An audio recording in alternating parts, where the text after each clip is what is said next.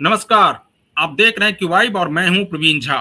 बात बिहार की करेंगे और बिहार में आज जिस प्रकार से मंत्रिमंडल का विस्तार हुआ उसको लेकर तो बात करेंगे ही, लेकिन जो बहुत दिनों से ये कहा जा रहा था कि निशांत कुमार मंत्रिमंडल में शामिल नहीं होंगे, निशांत कुमार आगे की राजनीति जो है वो अपने बलबूते करना चाहते हैं, लेकिन अंत समय में ऐसा क्या हुआ कि नीतीश कुमार ने इसको मान लिया कि निशांत कुमार कैबिनेट में शामिल होंगे। और एक प्रकार से ये कहा जा रहा है कि नरेंद्र मोदी और नीतीश कुमार ने दोनों ने मिलकर अगले 50 साल का एक प्रकार से खाका जो उन्होंने खींचा है उसके पीछे की वजह क्या है। क्या इस खाका के बाद अब जो तेजस्वी यादव है वो क्या करेंगे? क्या तेजस्वी यादव जो है अब उनकी आगे की रणनीति क्या होगी? क्या तेजस्वी यादव के लिए आगे राजनीति करना एक प्रकार से और भी दुरूह हो गया है क्या? और वो आगे जो उनका सपना है बिहार का मुख्यमंत्री बने वो क्या पूरा हो भी पाएगा या नहीं हो पाएगा? क्योंकि अब अगर भारतीय जनता पार्टी और जेडीयू एकजुट रहती है आने वाले समय में तो फिर कोई भी गुंजाइश नहीं है आरजेडी के लिए। कहा तो यहां तक जा रहा है कि अब ना सिर्फ इधर जो इनका वोट बैंक जो इनके साथ खास करके नीतीश कुमार के साथ प्रधानमंत्री मोदी के साथ जो वोट बैंक है वो तो है ही, मुस्लिम वोट बैंक को भी अपने पाले में करने के लिए जेडीयू अब आगे की रणनीति बनाएगी। और मुस्लिम वोट बैंक को भी अगर जेडीयू अपने पाले में करने में अगर 50% के आसपास भी कामयाब हो जाती है तो फिर तेजस्वी यादव के लिए आगे की राजनीति क्या होगी? क्या तेजस्वी यादव सिर्फ एक जाति विशेष के नेता बनकर रह जाएंगे क्या? इस सब पर आज बातचीत करेंगे और इस बातचीत में हमारे साथ वरिष्ठ पत्रकार संजीव प्रियदर्शी जी जुड़े हैं। संजीव जी, आपसे जानना चाहेंगे कि ये जो नरेंद्र मोदी और नीतीश कुमार ने अगले 50 साल का खाका खींचा है, क्या आपको लगता है कि अब बिहार की राजनीति में तेजस्वी यादव एक प्रकार से फिनिश हो गए हैं और जब तक वो और भी कोई परमोटेशन एंड कॉम्बिनेशन नहीं बनाएंगे तब तक उनके लिए आगे सरवाइव करना बहुत मुश्किल हो जाएगा? नमस्कार प्रवीण जी, आपके दर्शकों को भी मेरा नमस्कार। देखिए, राजनीति में फिनिश शब्द का प्रयोग जो है इसलिए नहीं किया जाता है कि कब राजनीति में हित जो होते हैं वो परमानेंट होते हैं, मित्र और शत्रु बदलते रहते हैं, या ये कहे विरोधी और सहयोगी बदलते रहते हैं। मित्र दुश्मन कहना राजनीति में उचित शब्द नहीं है, लोकतंत्र में दुश्मन नाम का कोई कॉन्सेप्ट नहीं। तो आगे 5 साल के बाद क्या होगा तेजस्वी का, वो तो तेजस्वी तय करेंगे, उनके सलाहकार तय करेंगे। लेकिन आज जो घटनाक्रम हुआ और कल शाम में जब हम लोगों की बातचीत हो रही थी प्रोग्राम में, तब तक हमारे पास यही सूचना थी कि निशांत शपथ नहीं लेंगे। लेकिन रात में कुछ ऐसी गतिविधि हुई और नीतीश जी को भी मनाया गया, बीजेपी आला कमान तरफ की भी चाहत थी कि निशांत सरकार में शामिल हो। और सबसे ज्यादा जो इसके लिए जोर था वो था सम्राट चौधरी, संजय झा और ललन सिंह। इन तीनों ने मनाया नीतीश जी को। और कई ऐसी तस्वीरें भी आई जब आज वो मंत्री पद शपथ लेने से पहले अपने पिताजी का पैर छू रहे हैं, फिर संजय झा का पैर छू रहे हैं, ललन सिंह का पैर छू रहे हैं। तो इसका मतलब आप देखिए, और वहां पे मनीष वर्मा मौजूद नहीं, संजय झा है, ललन सिंह है, हरेंद्र सिंह है और विनोद मिश्र हैं। और आप देखिए कि इससे एक चीज तो ये जाती है कि भले ही निशांत चेहरा बन गए लेकिन अभी भी सलाहकार मंडली नीतीश जी की है और उन्हीं की चल रही। दूसरी बात यह है, देखिए कि इनकी चिंता ये थी कि जब मुख्यमंत्री पद पर नीतीश जी नहीं रहे या उन्होंने छोड़ दिया तो जेडीयू को तो एक चेहरा चाहिए। ठीक है, निशांत पार्टी संभालेंगे लेकिन पार्टी के राष्ट्रीय अध्यक्ष तो नीतीश जी हैं, बिल्कुल। कार्यकारी राष्ट्रीय अध्यक्ष संजय झा हैं, यानी वहां तो कोई स्थान है नहीं। और जनरल सेक्रेटरी अगर बनाए जाते तो जनरल सेक्रेटरी में बहुत काम होता है, बहुत ज्यादा। पूरा पार्टी ऑर्गेनाइजेशन जनरल सेक्रेटरी ही देखते हैं, वैसे जिसको बीजेपी में संगठन महामंत्री कहा जाता है। तो जनरल सेक्रेटरी एक बहुत बड़ी जिम्मेदारी हो जाती। और हम्म, सरकार में साझा करके, यानी उनको मंत्री बनाकर कहा जा रहा है कि शायद उनको स्वास्थ्य मंत्री बनाया गया है। तो हम्म, एक बात ये जनता के सामने रखी जाएगी कि नीतीश जी सहमत हैं निशांत के शामिल होने से जेडीयू का जो कोर वोट बैंक, खास करके हम्म, लव समाज का, कुर्मी समाज का, उसमें हम्म, एक आज उत्साह का संचार हुआ है। फिर से एंट्री हो गई निशांत की। और आपने जो प्रोग्राम का इंट्रोडक्शन किया कि आगे 50 साल या आगे जो हम्म, आगे का साल, तो अब हम्म, आगे इतने दशक तक तो सम्राट, चिराग और निशांत को रहना है हम्म, राजनीति में, और उधर तेजस्वी को रहना है। तो निश्चित रूप बिल्कुल। से एक खाका खींच दिया गया है। और हम्म, अब अगर विस्तार नहीं होता, देखिए कुछ 4 पद अब मान लीजिए खाली भी है मंत्री के, तो वो भरे नहीं हम्म, जाएंगे। वो हर सरकार में ऐसा ही होता है कि वो लास्ट में भरा जाता है, या वो कांग्रेस बगावती विधायकों के लिए वो रख दिए गए हैं। हम्म, लेकिन अब जल्दी, अभी तुरंत में 1-2 साल में विस्तार नहीं होगा कैबिनेट का। हम्म, तो ये एक लास्ट अपॉर्चुनिटी थी कम से कम इस साल कि निशांत शामिल हम्म, हो जाए। और निशांत ने भी समझदारी का परिचय दिया, अड़े नहीं, हम्म, और वो शामिल हो। और स्वास्थ्य मंत्री अगर वो बनते हैं, जैसे कि अभी तक सूचना आ रही है कि उनको स्वास्थ्य मंत्रालय मिलेगा, तो हम्म। एक नहीं, हेल्थ जो संजीव जी है, ये बताइए, हाँ। संजीव जी ये बताइए कि एक तो उनके नहीं आने की पहले चर्चा थी, लेकिन अब जब वो आ गए हैं तो क्या अब जो खास करके लोग, जो खास जितने भी पॉलिटिकल पंडित हैं, वो ये कह रहे थे कि निशांत कुमार सत्ता में शामिल नहीं हुए हैं, वो भले ही कितनी भी यात्रा कर लें, लेकिन पार्टी आज न कल टूट जरूर जाएगी और वो तोड़ेगी बीजेपी। क्या अब इस पर एक प्रकार से विराम सा लग गया क्या? और भारतीय जनता पार्टी ने एक क्लियर कट मैसेज दिया कि उनका और जेडीयू का गठबंधन बहुत ही सीमेंटेड है, इसमें कोई दरार नहीं आएगी, इसीलिए निशांत कुमार को मान मनोबल करा करके उनको मंत्रिमंडल में शामिल करा लिया गया। नहीं, पहले पार्टी तो नहीं टूटने जा रही। जेडीयू क्यों नहीं टूटने जा रही? हम्म, कि जेडीयू का अपना आधार वोट जहां का तहां है, जस का तस। हम्म, पार्टी नहीं। और बीजेपी इतनी बड़ी राजनीतिक भूल कर ही नहीं हम्म, सकती है बिहार के संदर्भ में। बीजेपी को जो चाहिए वो ऑलरेडी उनको मिल चुका है। और सबसे हम्म, बड़ी बात है कि आज आप देखिए कि नीतीश जी और प्राइम मिनिस्टर के बीच की केमिस्ट्री देखिए कि कितनी अच्छी बिल्कुल। केमिस्ट्री है। तो जरूरत क्या है ये करने की जब जेडीयू उनके साथ है?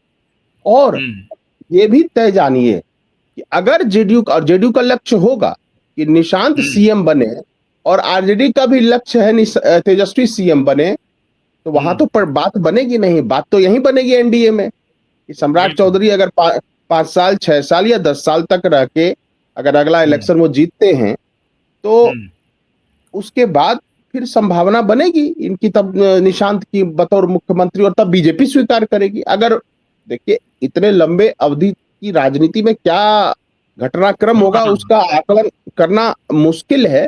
लेकिन हम्म, इतना इतना भी मुश्किल नहीं है, क्योंकि हम्म, देखिए बिहार के संदर्भ में 3 बड़े नेता थे, लालू जी, हम्म, रामविलास जी, नीतीश जी।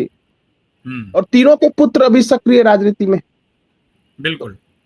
और परमुटेशन कॉम्बिनेशन यही है, इसमें से दो एक जगह जहां पर होंगे, सत्ता की चाबी वहीं होगी, और तीसरा एंगल बीजेपी का हो जाता है। अब कुशवाहा जी हम्म, का भी एंगल हो गया। देखिए अब तेजस्वी के बारे में आपने शुरू में सवाल पूछा और उस समय मैंने उत्तर नहीं दिया, क्योंकि हम्म, निशांत को लेकर हमारी चर्चा हो रही थी। देखिए तेजस्वी के साथ ये दिक्कत क्या है कि हम्म, धीरे धीरे तेजस्वी के सहयोगी, और खास करके ये बंगाल का चुनाव जो है, हम्म, वो जिस तरह से बीजेपी ने को जीत मिली है और बंगाल की जनता का जो समर्थन मिला है, मुझे लगता है हम्म, कि पूरा, और असम में जिस तरह से बीजेपी जीती है, एक पूरा हम्म, नैरेटिव बदल गया। मान लीजिए जो छोटे दल हैं उनको, टीएमसी क्षेत्रीय दल में कहिए, एक राज्य आधारित दल में बहुत ही मजबूत पॉलिटिकल पार्टी, हम्म, ऑर्गेनाइजेशनल कैपेसिटी बहुत ज्यादा, रिसोर्सेस काफी ज्यादा, मसल्स पावर काफी ज्यादा, और एक उसके पास फेस भी बहुत तगड़ा रहा है, ममता बनर्जी का। और नहीं वो संजीव जी, बीजेपी के संजीव जी, आ, हम हालांकि मैं किसी नेता मैं के ऊपर कोई, प्लीज, हाँ, मैं मैं कुछ कह रहा हूं, मैं कुछ हम्म, कनेक्ट कर रहा हूं, इसीलिए प्लीज कंटिन्यू करने दीजिए मुझे। मैं ये कनेक्ट कर रहा हूं कि जब हम्म, तृणमूल जैसी पार्टी, ममता बनर्जी जैसे लीडरशिप, और वो टिक नहीं पाए। तो तेजस्वी के साथ जो छोटे दल है वो कितने समय तक उनके साथ रहेंगे, ये देखने की बात है। मैं दूसरी बात की तरफ इशारा कर रहा। देखिए मुकेश सहनी, मैं 2% 2.5% भी मुकेश सहनी के पास वोट है, तो वो उनको भी क्या आने वाले समय में एनडीए में तो शामिल नहीं हो जाएंगे। लेकिन मेरा एक सवाल और है, हालांकि वो किसी नेता विशेष के ऊपर मेरी कोई टिप्पणी नहीं है और मैं ये चाहता भी नहीं हूं कि मैं कोई टिप्पणी करूं, लेकिन अभी जिस प्रकार से, और हमारी आपकी बातचीत भी हो रही थी, जिस प्रकार से मीम लगातार सोशल मीडिया पर वायरल हो रहे हैं कि जहां जहां तेजस्वी यादव जा रहे हैं वहां वहां उस गठबंधन की हार हो जा रही है या उस नेता की हार हो जा रही है। आप देखिए, अगर तमिलनाडु गए तो वहां स्टालिन की हार हो गई। यहां आप देखिए कि केरल में गए, केरल में वो चूंकि कांग्रेस के खिलाफ प्रचार कर रहे थे और वहां कांग्रेस की गठबंधन जो है वो जीत गई। बंगाल में ममता बनर्जी के लिए चुनाव प्रचार करने के लिए गए, वहां ममता बनर्जी हार गई। तो इनके बारे में ये कहा जा रहा है कि ये दूसरे जगह जहां जहां जाते हैं वहां भी नहीं जीत पाते और अपने तो नहीं ही जीत पा रहे हैं। लेकिन मेरा इससे इससे कोई सवाल मेरा वो नहीं है, इस पर आपकी प्रतिक्रिया ले लेंगे। लेकिन मेरा सवाल ये है कि आखिर तेजस्वी यादव क्या सिर्फ और सिर्फ यादवों की पार्टी यानी आरजेडी बनकर रह जाएगी क्या, और सिर्फ वो यादवों के नेता बनकर रह जाएंगे क्या? क्योंकि आने वाले समय में कांग्रेस भी अपने आप को मजबूत करेगी बिहार में, और वो जो मुस्लिम वोट बैंक है उस पर उनकी नजर अभी से है। और राहुल गांधी ये जान रहे हैं कि जब तक क्षेत्रीय दल फिनिश नहीं हो जाएगा तब तक उनको मुस्लिमों का वोट नहीं मिलेगा। क्या ये वजह है कि तेजस्वी यादव को और राहुल गांधी जो है हर जगह जा जा करके ये जिस प्रकार से ये उनके खिलाफ प्रचार करते हैं और राहुल गांधी इनके खिलाफ प्रचार करते हैं, इंडी अलायंस की अब कोई बातचीत हो नहीं रही है, तो ऐसे में ये माना जाए कि तेजस्वी यादव सिर्फ एक जाति के नेता बनकर रह जाएंगे? नहीं, बनकर रह जाएंगे क्या होता है, बन चुके हैं। यानी आप उससे आगे जाकर कह रहे हैं?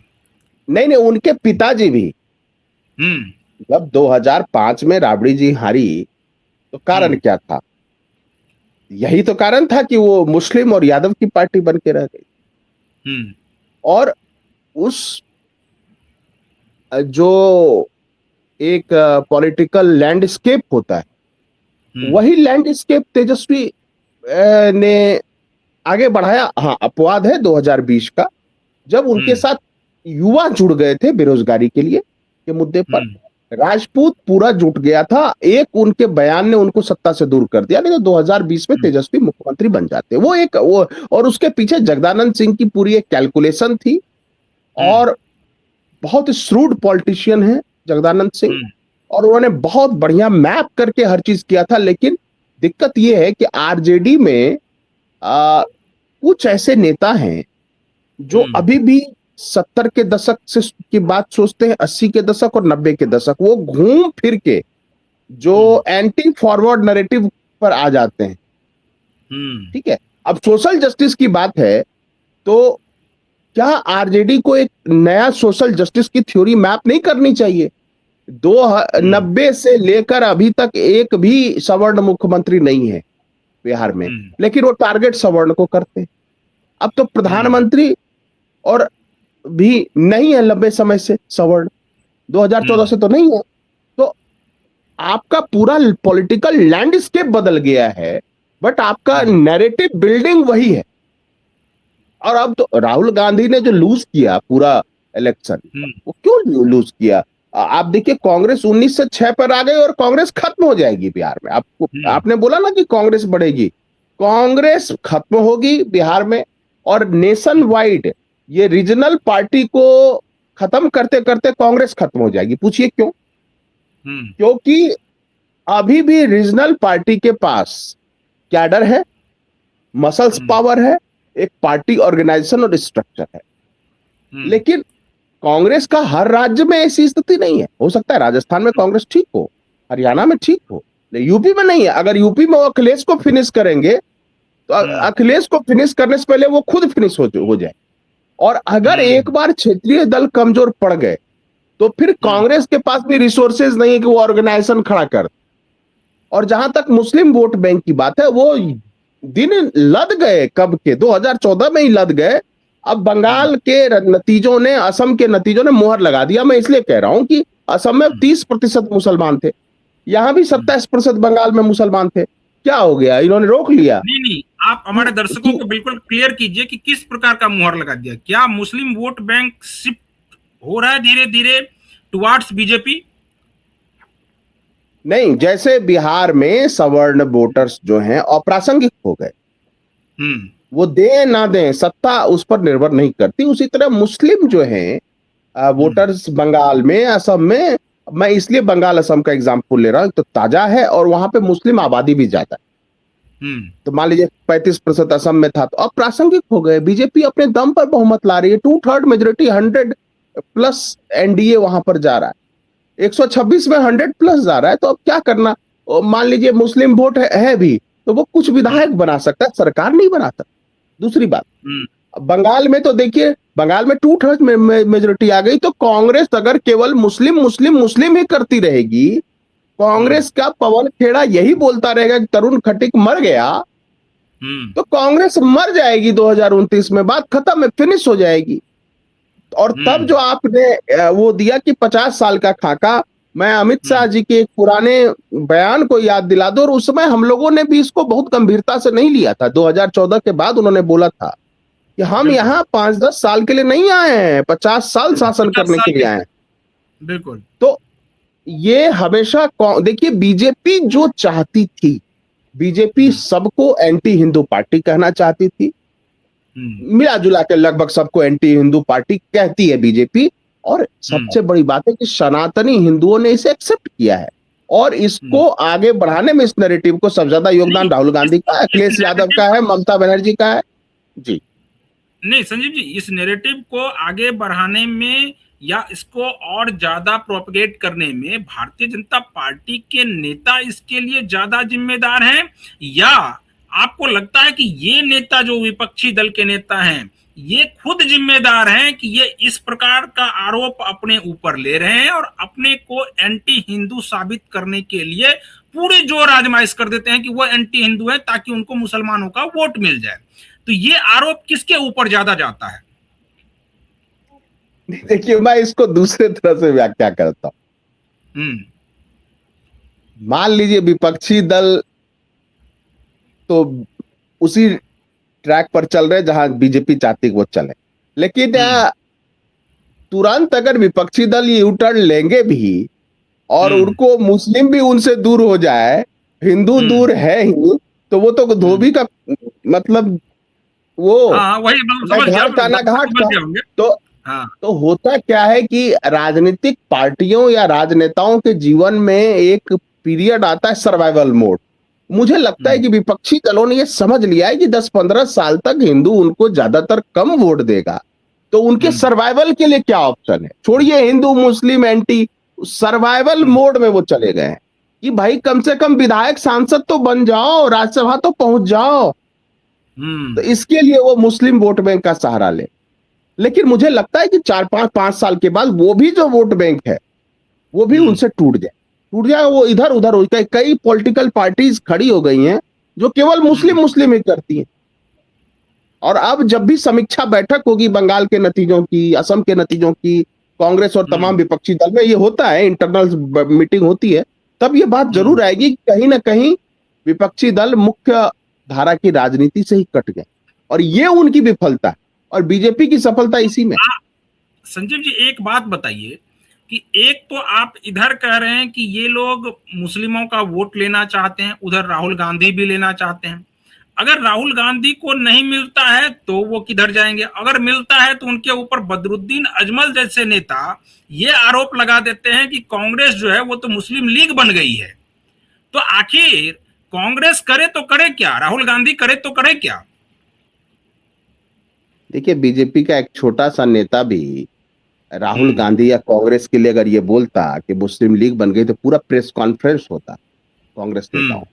लेकिन जब ये बदरुद्दीन अजमल बोल रहे तो सारे कांग्रेसी नेता चुप हैं। मुझे लगता है कि वो इसको एक सम्मान के तौर पे देखते हैं। उनको लगता है कि कम से कम मुस्लिम लीग कह दिया अगर बदरुद्दीन अजमल ने, तो मुस्लिम तो हमारे प्रति झुकाव होगा। मुझे लगता है उसको शील्ड के रूप में कांग्रेस के नेता और प्रवक्ता समझ रहे, इसलिए तो कोई जवाब नहीं दे रहे। खुश है वो इस बात से खुश है कि उनको मुस्लिम लीग कहा गया। मुझे ऐसा ही लगता है, क्योंकि आप देखिए कांग्रेस का केरला में इंडियन यूनियन मुस्लिम लीग के साथ अलायंस है। गठबंधन, बिल्कुल बिल्कुल। और उनका झंडा देखिए, भगवा झंडा पर तो बहुत सवाल खड़े होते हैं। उनका झंडा देखिए हरा है, थोड़ा तारा पाकिस्तान से थोड़ा छोटा है, बट है उसी तरह का कुछ चांद सितारा। और उस पर सारे सेकुलर पार्टी चुप है कि हाँ बहुत अच्छा, बहुत। और राहुल गांधी से जब विदेश में पूछा भी गया था कि आईयूएमएल से आपका अलायंस है, क्या आप उसको सेकुलर मानते हैं, तो उन्होंने बोला कि हाँ हाँ सेकुलर है। जबकि ये ओपन सीक्रेट है कि आईयूएमएल जो है वो जिन्ना की उसी उद्देश्य को लेकर वो चली थी, क्योंकि जिन्ना दक्कन भारत को भी तो चाहता था, दक्कन को अपने कब्जे में लेना, इस्लाम वहां फैलाना, या कहिए कि इस्लामिक स्टेट क्रिएट करना। तो उसके झंडा बरदार में थोड़ा ओवैसी भी माने जाते हैं। और आईयूएमएल तो ओपन है, आप देखिए। तो यही बात है कि विपक्षी दल मुझे लगता है सर्वाइवल मोड में चले गए। उनको ये लगता है कि आगे 10 साल तक अगर उनको सनातन वोट मिलेगा नहीं, बहुसंख्यकों का वोट नहीं मिलेगा, तो ऑप्शन क्या है सर्वाइवल का। जैसे आप देखिए किसी का कोई बीमार हो जाता है, उसको पता है हम 1 महीना सर्वाइव करेंगे, तो उसके लिए जो भी ऑप्शन होता है वो वही करता है। लेकिन दूसरे लोग क्या कहेंगे, अरे ये तो 1 महीना जीने के लिए कर रहा है। क्या पता रियल सिचुएशन उनको ज्यादा बेहतर पता हो, अपोजिशन पार्टी के तमाम लीडर्स को। इसीलिए तो बोलते तरुण खटीक मर गया। इसीलिए बहुसंख्यकों को एक आखिरी सवाल आपसे लेंगे कि आप हमारे जो स्क्रीन पर एक पिक्चर है, उस पिक्चर में देखिए किस प्रकार से इस फोटो में नरेंद्र मोदी और नीतीश कुमार मिल रहे हैं। और इस वीडियो में भी जब वो देखिए कि जब फोटो सेशन हो रहा था तो नरेंद्र मोदी जो नीतीश कुमार बगल में खड़े थे, नरेंद्र मोदी ने उनको बुलाया बजाबता और उनको बुला करके सबसे आगे सेंटर में लाया उनको। आखिर इसके मायने क्या है? क्योंकि ये जो लोग कहते हैं कि नहीं नीतीश कुमार नाराज नहीं है, नीतीश कुमार कभी भी पलट सकते हैं, कभी भी कुछ हो सकता है, अब ऐसा कुछ लगता है या अब इस पर पूर्ण तरीके से विराम लग गया है? नहीं नहीं, अब नीतीश जी का कहीं कोई पलटना नहीं है। ठीक है, एक गुड गेस्चर है, पुराने लीडर हैं नीतीश जी, बहुत ही सम्मानित नेता हैं। अब राजनीति में तो पलटना अलटना लगा रहता है, लेकिन पलटे अल्टे तो बीजेपी वाले भी ना। बीजेपी वाले भी तो बोलते थे कि हमें नहीं जाना है नीतीश जी के साथ, तो पलटे केवल नीतीश जी नहीं, बीजेपी भी पलटी और आरजेडी भी पलटी, बस बदनाम हो गए नीतीश जी। तो ठीक है, ये अच्छा है कि वो अपने वोटरों को भी मैसेज दे रहे। दूसरी बात है कि नीतीश जी एक सम्मानित सीनियर लीडर हैं, उनसे मिले और बड़ा अच्छा बॉडी लैंग्वेज था। और मोदी जी इन सब चीजों में माहिर हैं, उनको पता है कि एक तस्वीर का मैसेज क्या होता है। ये मैसेज नीतीश जी के कोर वोटरों में चला गया, लव कुश अति पिछड़ा सब में, धानु मंडल गंगोटा। और आप ये भी देखिए कि उधर से बुलो मंडल को भी लिया गया, भगवान सिंह कुशवाहा को इधर से लिया गया। इस बार नीतीश मिश्रा को जगह मिली है, मंगल पांडे हटा दिए गए हैं। और स्वास्थ्य मंत्रालय निशांत को देने का मतलब यह है कि अगर वो उसमें बेहतर काम करते हैं तो उनकी इमेज जो है बनेगी। जैसे हर्षवर्धन जी दिल्ली में थे 2 बूंद पोलियो की, तो उनकी एक अलग इमेज थी और आज भी उनकी एक ईमानदारी की अलग इमेज है। तो स्वास्थ्य जो होता है हर व्यक्ति के से जुड़ा होता है, हर व्यक्ति की जिंदगी से जुड़ा होता है, वहां पे बेहतर काम करेंगे। और याद रखिए तेजस्वी ने भी स्वास्थ्य मंत्रालय में काफी अस्पतालों के चक्कर काटे। ठीक है, अच्छा रात में भी वो चेक करते थे और it's a very good thing. और तेजस्वी को याद करते लोग इस मामले में। तो हो सकता है कि वो भी एनडीए के नेताओं के दिमाग में हो कि तेजस्वी के बरक्स खड़ा करना है, इनको स्वास्थ्य मंत्रालय में दीजिए और वहां पे व्यवस्था को चाक चौबंद करिए। और इससे वो निशांत की भी एक इमेज बनेगी कि एक कुशल प्रशासक भी है। चलिए संजय जी, तो आज हम लोग इस डिबेट को यहीं पर खत्म करते हैं। कल किसी और मुद्दे के साथ फिर हाजिर होंगे। तब तक जो दर्शक हमारे इस वीडियो को यूट्यूब चैनल के जरिए देख रहे हैं, चैनल को सब्सक्राइब कर लीजिए, वीडियो को फटाफट शेयर कर दीजिए और कमेंट भी करते रहिए कि आपको ये डिबेट कैसा लगा। इसके अलावा अगर आप एक्स और फेसबुक के जरिए इस वीडियो को देख रहे हैं तो वहां भी आप फॉलो कीजिए और वीडियो को वहां से भी शेयर कर सकते हैं, कमेंट भी करते रहिए। बाकी तमाम खबरों के लिए बने रहिए क्यू वाइब के साथ। मुझे दीजिए अनुमति, नमस्कार।